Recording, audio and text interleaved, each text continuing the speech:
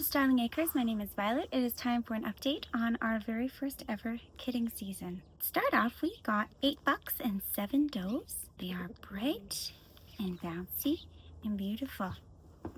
So Aster here was born on Sunday, so that makes her 3.5 days old. And she's actually half Nigerian dwarf and half pygmy.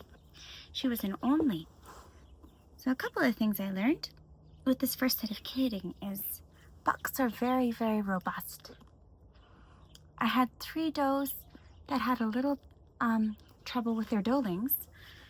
One of them was a twin doeling who I discovered in the barn, and her back legs were cold, so what she needed was a really good warm-up. And another doeling was one of triplets. She actually wasn't the smallest in the triplets, but that doeling also got a little bit cold. Mom forgot to lick her off. We were able to bring her back. And then a third doeling was a twin, and her brother was at least twice as big as she was. And she shot out really fast, and Mom did her best, but she just wasn't suckling good because she had quite the underbite. So all the doelings we pulled, all 7 of them, and we're bottle feeding them because we want our first generation of goats born on our farm to be really nice dairy animals. And right now I'm milking the mommies, and they're not stand trained because they're pets. And I want even bad goat's daughter Aster here to be nice on the stand. Because she's a pygmy, she won't ever have the same kind of capacity as a Nigerian dwarf, but she is so fluffy. She's like a little teddy bear. Oh, I'm sorry. Yes. Yes. Yes, we'd love to have you on the farm forever and ever and ever. One of the things I've done with my doelings, I've started doing, is disbudding. I'm waiting for everyone's little horn buds to come up because I want to do a good job. So I'll probably be doing my second set of that tomorrow or Friday.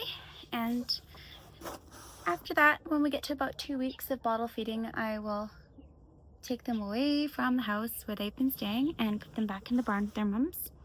It's been beautiful, so they've spent a lot of time on the deck, and they're constantly creating chaos in my house.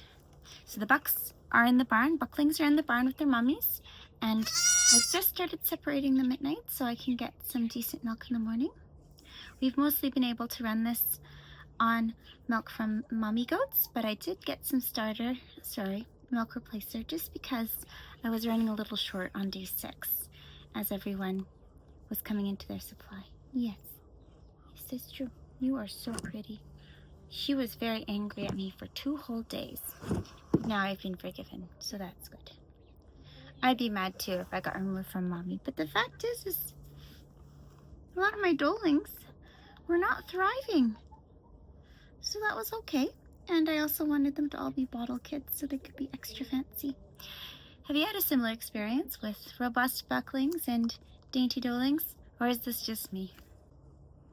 Anyway, thank you so much for keeping up with our little goaties. I'm so glad that they've hit the ground healthy and well. We had one vet call for aspiration, probably, a little bit of pneumonia, and we sorted that all. And she's doing great. That would be little Miss Pom Pom. Yes, she's the fancy girl. She's had the doctors here and everything. Right now I've got my kiddos bottle feeding in the morning, and in the evening I do lunchtime. And by the time I'm back to work, they'll be big enough that we can make it work for 7 a.m., 4 o'clock, and then maybe at 10 o'clock at night before everyone goes to bed. Yeah. Want you to grow healthy and well. Don't forget to subscribe to the channel if you haven't already for more wonderful goatee content.